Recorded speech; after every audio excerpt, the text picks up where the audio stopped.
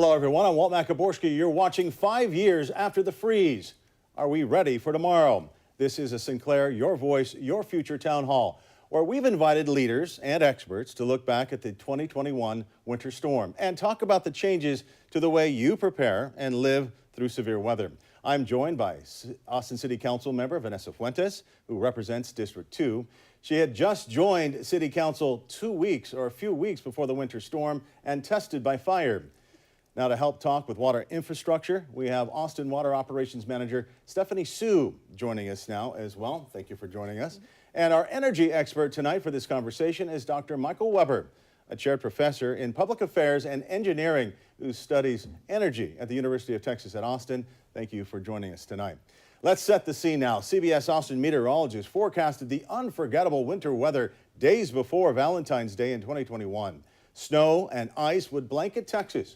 Temperatures plunged into the single digits, something rarely seen in Central Texas. As demand for electricity surged, power plants across the state failed. ERCOT, the entity that oversees grid operations 24/7, ordered emergency outages. What were supposed to be rolling blackouts quickly became something else. Millions of Texans lost power, many for days, and some without heat, light, or a way to cook food. Then came the next crisis. Without electricity, water treatment plants failed, pipes froze and burst across the state. Days-long boil water notices were issued. As temperatures warmed, residents then took to the streets and the treacherous roads, looking for bottled water and food as store shelves emptied. Recovery was slow. Power returned unevenly. For some, water service took days and, in some cases, weeks to fully restore. The storm would be ultimately linked to over 200 deaths statewide. We will never forget this storm.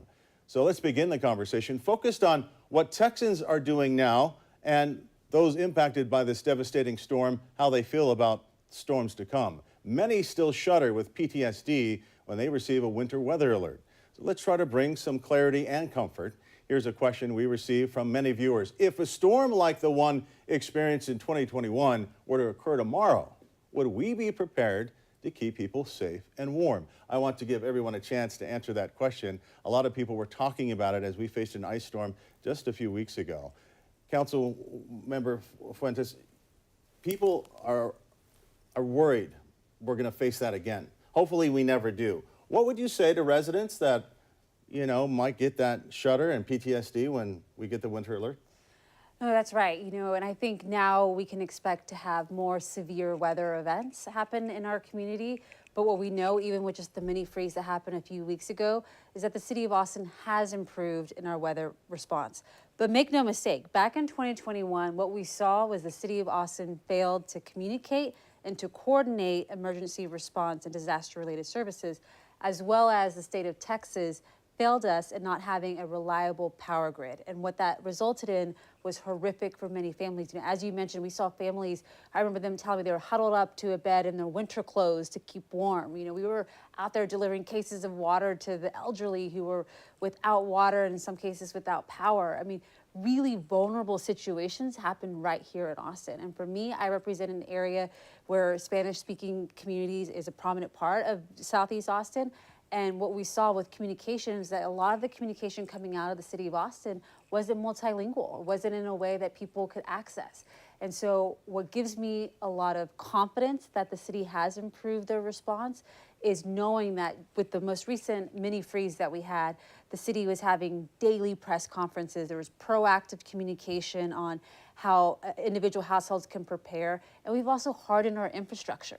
So we have backup power generation at Austin Energy, Austin water sites, as well as updated emergency protocols. So we've come a long way. A lot of people were frustrated by the fact they felt the response was slow from the city. I think the city was really relying on ERCOT to make sure that we weren't going to be facing this. And then, you also had to deal with the homeless population and scramble to get them to cover, which I have to congratulate the city. This last ice storm, they did a really good job of making sure the unhoused population got to shelters to stay warm. But there was a lot of chaos there, and it felt like the city was on their back foot for a minute. Did you feel that way? Oh, most definitely. Those of us who were on city council were just, beside ourselves, knowing that we were standing up pop-up distribution sites in our communities because we couldn't get the city of Austin to respond fast enough. But what happened is when government failed, it was the people of Austin who stepped up. It was neighbors helping neighbors. I mean, mutual aid groups really came to our rescue. Organizations were doing water delivery, home food meal delivery, you name it. And so that we've come a long way in really understanding that government can't go at it alone. So we've now stood up the Austin Resilience Network, which really honors and brings along the organizations who will be alongside the city in times of emergency. Yeah, it was great to see bottlers and brew pubs get together to get the water out. Some chefs were doing home-cooked meals on the street. It was great to see, and that's what makes Austin, Austin. One of the last things people thought they'd have to deal with, Stephanie, was the water issue. I forgot exactly what happened, but I felt like there was a miscommunication or an issue with a switch that flipped or something that happened in the storm that where people had to boil their water. What was the technical issue where the water system went down? Well, there was a few issues that came up during that storm, and it obviously we had the sustained freezing temperatures and also just issues with accessing our facilities and whatnot. But essentially, what happened was our water distribution system did not have enough water to put out, and I think a lot of that had to do with our own facilities being frozen, but also just a lot of the breaks that happened on the private side and the demand for water going up. There was an issue that we had at one of our water plants where kind of as things were kind of worsening that we did lose power and had a power issue at the plant. But it was overwhelming and fast. And I think everybody had to get to the drawing table as soon as they could after the thaw so this wouldn't happen again. Where have we come in the last 5 years where you think Austin Water has prepped for the next disaster? Well, so, no two events have been the same since the 2021 storm. And however, we have learned from every one of them that we've had and have really been focused on continuous improvement.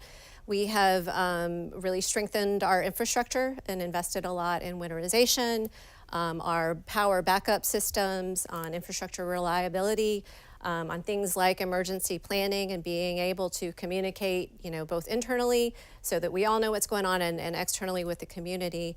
And then also communications plans really to be as quick and responsive as we can to let the community know what's going on. And I do want to acknowledge that that the community has also come a long way in that now. I feel like in these last number of events, there's a lot more partnership in just being ready, making sure that your pipes are protected and your systems are ready to go.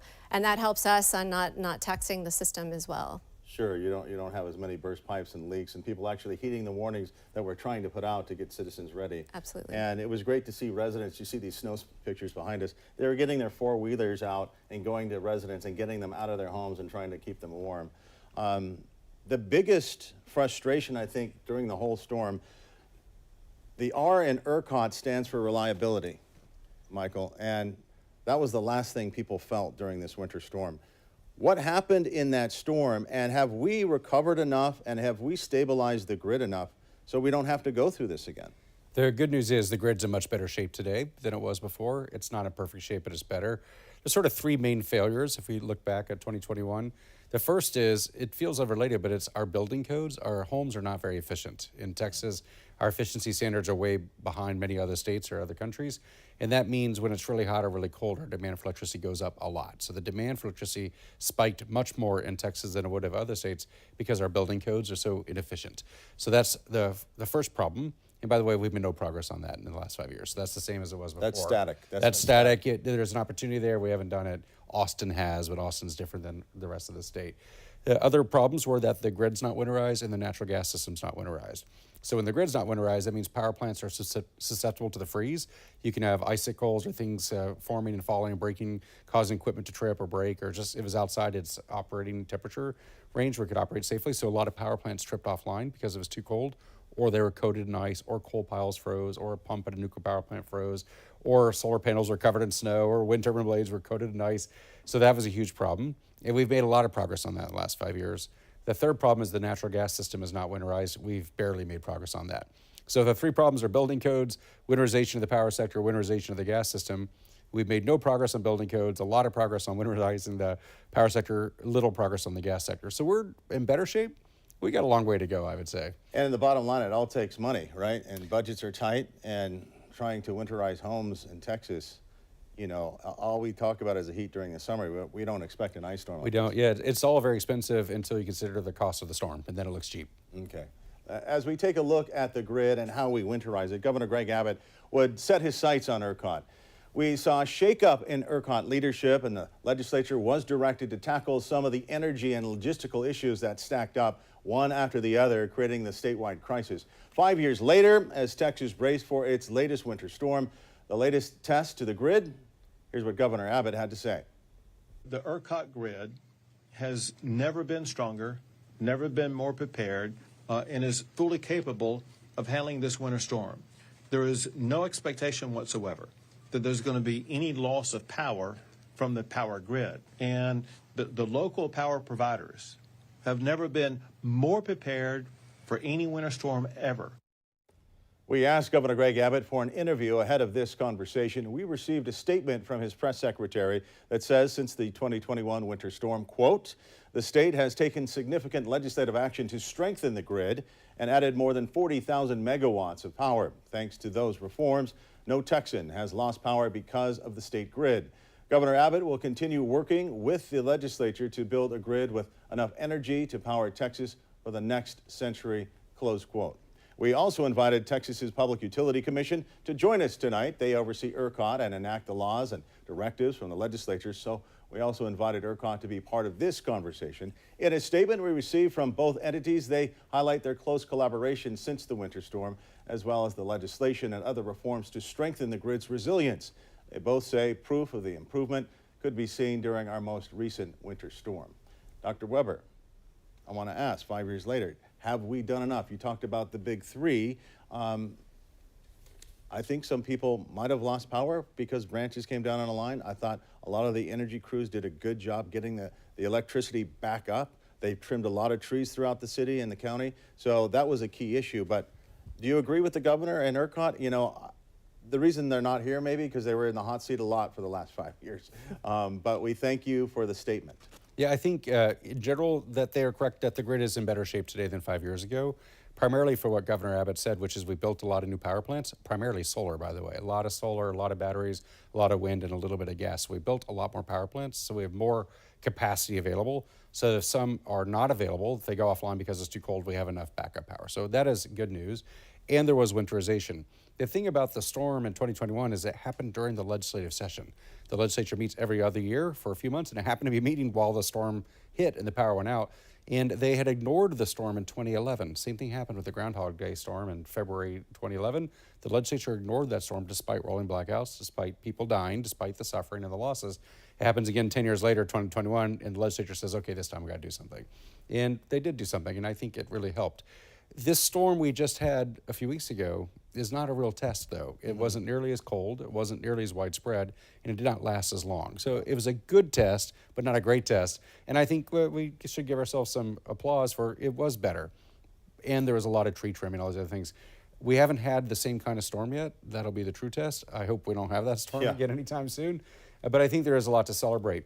Still a weakness in the gas system. With the storm that happened a few weeks ago, 11% of the gas production froze up. So there's still a sensitivity in the gas system to the freezes, and we need to make our homes better. But progress. We can't solve it all in just 5 years, but steps, yeah. Now let's take a look at the water again and the reported water issues. One hospital in Austin needed to move patients after dealing with water and electricity loss there. This is just one example for many water providers across the state. Frozen pipes were a common issue, but others were also dealing with losing power to treatment plants, pressure issues, and ultimately having to issue boil water notices. Now, Stephanie, talk to us about the issues that Austin Water was having. You mentioned a few of those earlier. Addressing those issues, again, costs money and time. I think we need both of that to make sure we're bulletproof for the next one. But where are we again in terms of getting the resiliency we need for a 2-week episode like we had in 21? So since the winter storm in 2021, we have implemented a lot of improvements related to, winterization. We have policies in place and procedures that we enact well ahead of winter weather, kind of as we're coming out of the end of summer, to really fortify our infrastructure and make sure that it's ready, that the insulation is in place, and that we're able to warm, all the critical infrastructure at our facilities. We have, readjusted kind of our management of how we are able to produce water throughout the year. So even in the dead of winter, when usually water demand is low, we have policies in place to make sure that we're able to keep things running. We've invested a lot in backup power systems, both on the potable generators and stationary generators, to make sure that our remote facilities are able to continue to provide service even if power does go down, and that is a big issue that we have at a lot of our remote facilities. And then really just, making sure that a lot of improvements have been made in emergency planning. So we take an all hazards approach. So it's not only winter weather, it's kind of in any type of hazard that we can encounter weather-wise. And we, have continuous training of our staff so we can anticipate what's going to happen and know how that we're going to respond to it. And then couple that with just really improved communication, things like dedicated staff that in the middle of an emergency, all their job is to communicate with stakeholders externally and to the community, so that they know what's going on. As well as, being able to connect to the community through social media and, pre-written communications and notifications, so that we can quickly get the news out there if we're having any issues. Do you see AI enabling a better, more resilient water system, helping with pipes and computerized systems and pumps and things like that? Absolutely. I think that we are looking to AI to help us sort of predict, based on weather conditions and what time of year it is and, what demand is and what we think it will be, to help us be able to be responsive and help us know, how to maintain our systems and operate them so that we can quickly act. It's one thing to be cold and then not to have water and then not to have heat. That was a miserable time for so many people. And with boil water notices in effect and many roads not safe to drive on, millions didn't have easy access to water and food for days. So that has been top of mind for a lot of people when the temperatures dip again. There were bottled water distribution sites. If Texans could reach them on the roads, it did thaw, and we got out there and we covered this. This is some of our coverage where Texans were helping Texans try to get the water they needed. This is a look at the different sites across the state. A week after the 2021 winter storm, Division of Emergency Management Chief Nim Kidd said every city and county needs to learn from this traumatic experience. This is something that I hope that we take as a lesson learned from this as we start getting our way out of this, is we do think there need to be more locations across the state at the local level and the state level of where resources are staged or stored before the event. We reached out to the Texas Division of Emergency Management for an updated comment on this. We didn't hear back in time for this conversation, but we can agree not knowing where your next drink of water or meal is coming from is a scary situation. Councilwoman Fuentes, do you think coordination is key when it comes to improving resources? And have you talked about that in just terms of the logistics? We are growing so fast, and there are more roadblocks into that logistics chain, but that's got to be a constant conversation. Oh, absolutely. And it's key. I mean, we know that when disasters strike, people look at their local leaders first and foremost to lead them through that disaster, but we need the coordination at the state and federal level on getting out information and resources. And for example, the mini freeze that we had just a few weeks ago, what we saw, the state came in, they treated the roads in advance, so that was helpful and something new that wasn't regularly practiced.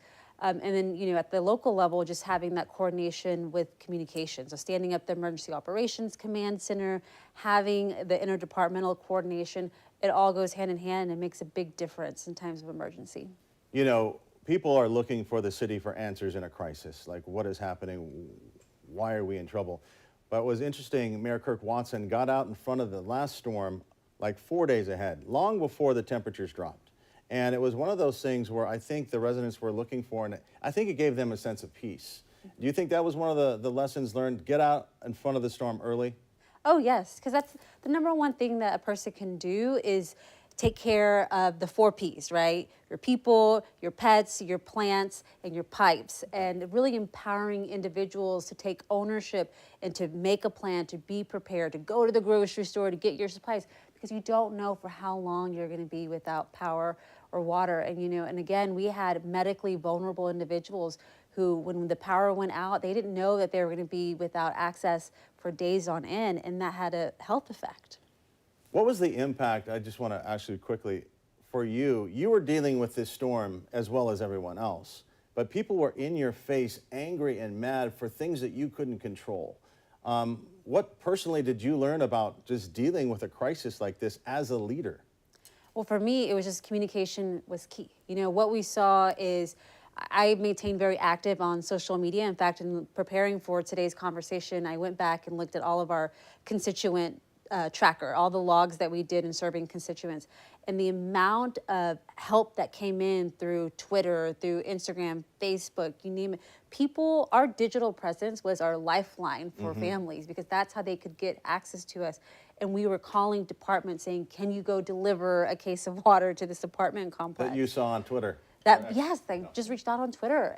But that accessibility is so important during times of emergency. So for me, it really was understanding all the different communication tools that we have available to us and ensuring that the city of Austin was leaning into those platforms. And the city manager at the time, Spencer Cronk, is no longer with us, so That's right. he is not part of the city operations. He took a lot of heat as well. But the water as well. You were in the trenches, also dealing with your own personal crisis, trying to stay warm. What did you learn from that?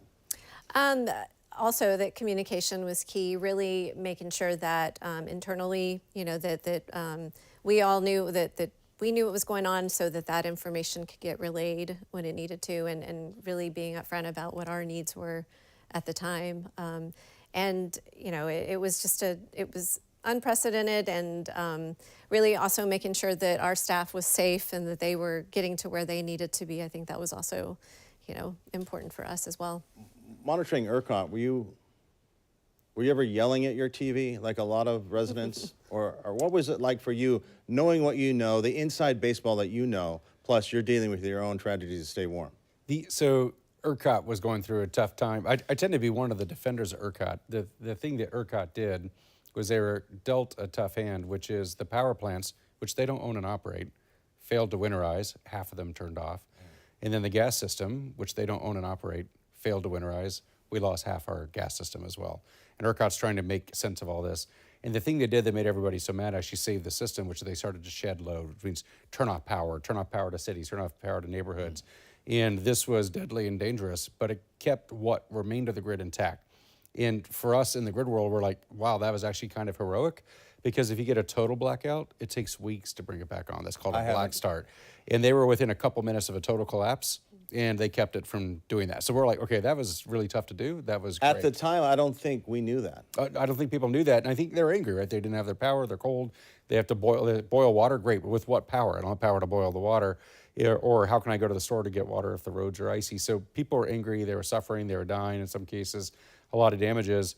So it's hard to say ERCOT's the hero. That's a very complicated story. But in the inside baseball of the power sector, people who study this are like, actually, that was kind of an amazing balancing act. They're balancing all this. And because they don't control the power plants or the gas pipes, they really didn't have all the tools available. Now, there were some key mistakes at ERCOT. Back to communications, they didn't communicate well.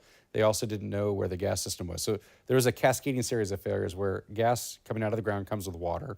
The water freezes, seals off the well, so you can't get gas. That gas gets cut off to a power plant. That power plant's turned off because they can't get gas.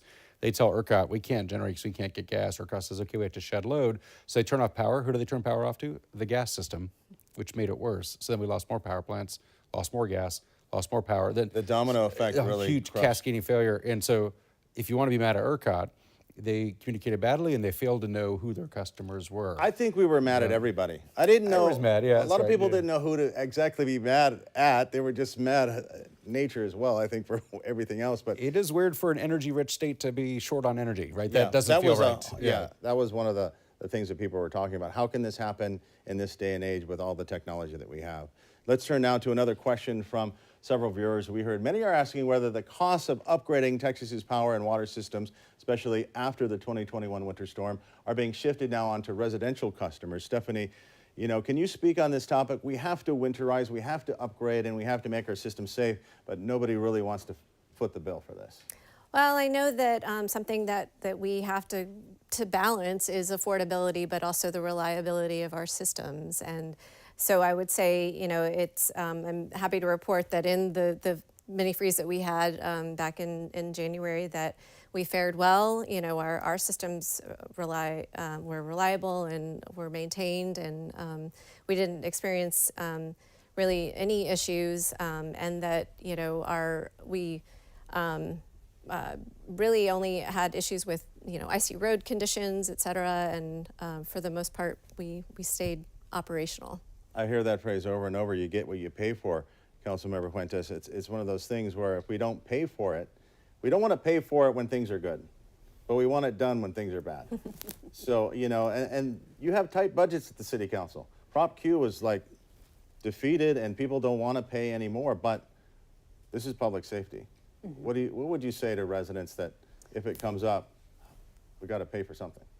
You know, I mean, I think as a policymaker, we have to ask ourselves, what are the costs if we don't improve our infrastructure, if we don't invest in resilience? Because there is a cost somewhere along the line, right? And so what I look to in our utility leaders and with the city administration is understanding that we are balanced in our approach, that we calibrate our costs in a way that there's no rate shock to payers. But also understanding where can the city really do more to strengthen our response. And so I authored a resolution that looked at burying the power lines to see if that will ensure that we can withstand severe winter weather events. Turns out it's very, very expensive, so not worth it in terms of the impact that would provide. But it's leaving no stone unturned when it comes to ensuring that we're doing all that we can for the safety of our community. Are we getting smarter with the tech? Is the tech getting there to help us get there? It feels like we're not moving as quickly as we could on the smartness of it, if that's a word for it. It all costs money. So as the Councilwoman said, it costs money to do it, but also costs money if you don't do it. And if we look at Winter Storm Uri, it was a $100 billion plus event. Hurricane Harvey was a $100 billion event. Hurricane Beryl was a multi-billion-dollar event. It costs billions of dollars to improve the system, maybe tens of billions, but then you might save tens or hundreds of billions by not having the calamity when it comes along. So I'm a big fan of making a better system. I think it's cheaper in the long run to have a better system. Doesn't mean we all have the money to pay for it up front, so we have to find a way to finance it that's fair for everybody. And modern technology tools are a way to get there. So let me give one example from Austin. For the most part, Austin did a pretty good job in the storm because Austin didn't do a great job in 2011.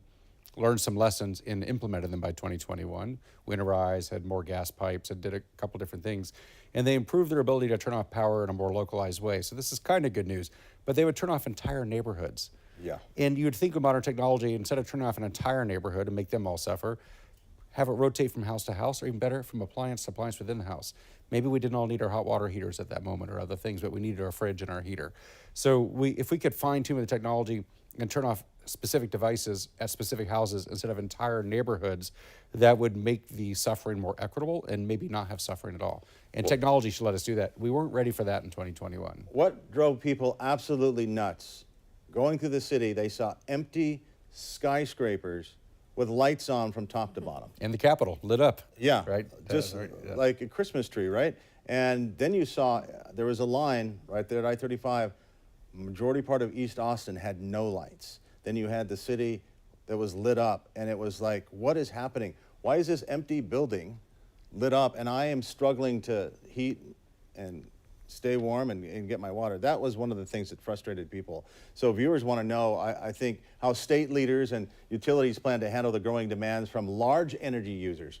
Data centers are coming, folks, fast and furious, and whether those companies will be required to pay for their own power and needs and balancing that, you know, this is going to put even more strain on the grid. Potentially, it could potentially help the grid. So we have a lot of new large loads, these data centers or factories or other things.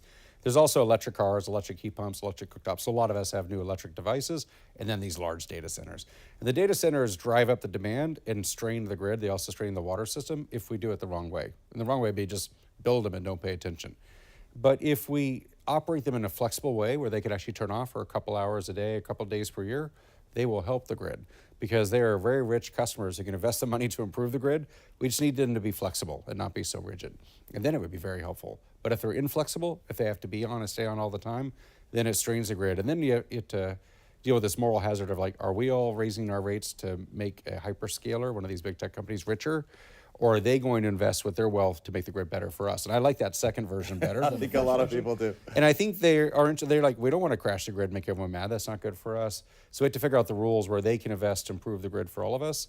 But it requires them to be a little bit flexible. A year ago, they're like, we're not flexible. We can never turn off. And now they're like, you know what? We can be a little flexible. So maybe the mood is improving on that. Well, those data centers, they need a lot of energy and they need a lot of water to cool. Are you looking at those factors as, you know, more people come to Austin? We are a technopolis, and we're only growing. People love Austin. I love Austin. And the infrastructure is going to be tested. Yeah, absolutely. And I think that is a challenge for us in reviewing all of the requests that we have for all the, you know, all the companies and people that want to come and live in Austin. And I think, you know, as Vanessa mentioned, you know, we want to make sure that we balance our rates to make sure that there isn't the sticker shock, but also that, again, that we're maintaining that affordability and also the reliability of our system. You know, as we head into, hopefully, the end of winter, what would you like to say to residents about, you know, what's on top of your mind when a weather crisis comes in the cold times or even the hot summers? You know, first and foremost, I would encourage everyone to have a plan for your household, to know what you will do in times of emergency and where you will go to find information. The City of Austin has a number of text alerts available so that you can get plugged in on up-to-date, real-time information. I'm really proud of Austin Energy. They've updated their dashboard so that people now can have better information of how long the outage will be and when a technician's on site. So we've updated our tools so that we're empowering, keeping people more informed. So that's what I would encourage Austinites. So your final word is it's a two-way street. We're going to be prepared, but we need you to be prepared. That's right. Help us in the emergency. Any final thoughts? Yeah, I would say that we really can't control, you know, the severity of the winter weather events that we're going to be faced with, but we can control our ability to be able to respond to it and to be prepared for it.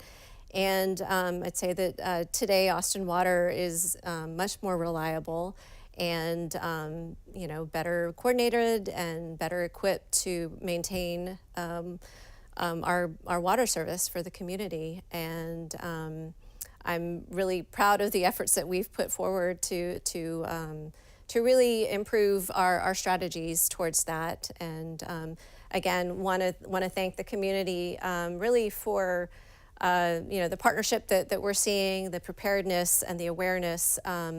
And I attribute a lot of our successes in the last couple of years to really that partnership. It is a collective effort of partnership. A lot of people really went back to the drawing board, communities and city governments, to make sure they didn't have to go through this again. What are we heading in the right direction? Or do you think we'll keep this path, or are we going to get complacent and maybe say, oh, we're good? I hope we don't get complacent. I think one of the key lessons I like to say is that extreme weather is here to stay, and that's what Councilwoman Fuentes started with, which is we need to be prepared more for deep freezes, more heat waves, more droughts, more floods, more windstorms and tornadoes. Like, it's just, that's the future, that's the reality. And we can't wish it away. We need to be prepared for it at the community level, but also at the individual level. And then one last comment I'll make is that it's easy to look for people to blame, but there are also a lot of heroes in the story. And in particular, the utility workers, the line workers, and the pipe fitters. Yeah. When they have to go out and fix a pipe or fix a power line, it's usually cold or hot or flooding or Christmas or something like that.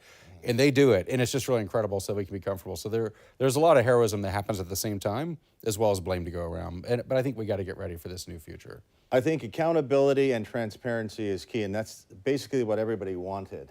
And I think that was born out of 2021 in a lot of ways for a lot of people. I was curious, do you ever get any nice emails? I mean, I'm sure Yes. you got flooded with a lot of nasty ones, but No, I mean, truly, you know, a year after Winter Storm Uri, we did a 1-year commemoration, and we honored the heroes, the people, the neighbors who stepped up and were there for each other. So I think often about just how important it was for us to have those connections, and how at the end of the day, you know, Austinites, we cared for one another. You know, thank you for joining us tonight. You know, it's tough to come up here and get on the hot seat after we really grilled you guys in the crisis. And it's good to see that, you know, things have evolved in this city that we love to make it better. So I want to thank all of our panelists tonight for joining us. Austin City Councilwoman Vanessa Fuentes, who represents District 2, Austin Water Operations Manager Stephanie Sue, and Dr. Michael Weber, Professor of Mechanical Engineering at the University of Texas at Austin. Thank you for watching 5 years after the freeze. Are we ready for tomorrow? A Sinclair, Your Voice, Your Future Town Hall. I'm Walt Makoborski. Have a good night. And before we let you go, we want you to scan the QR code on the screen to follow us on all our social media platforms to stay up to date with CBS Austin and all of our journalists in the field. If you're watching this on YouTube, like, subscribe, and please leave a comment. Let's keep this conversation going.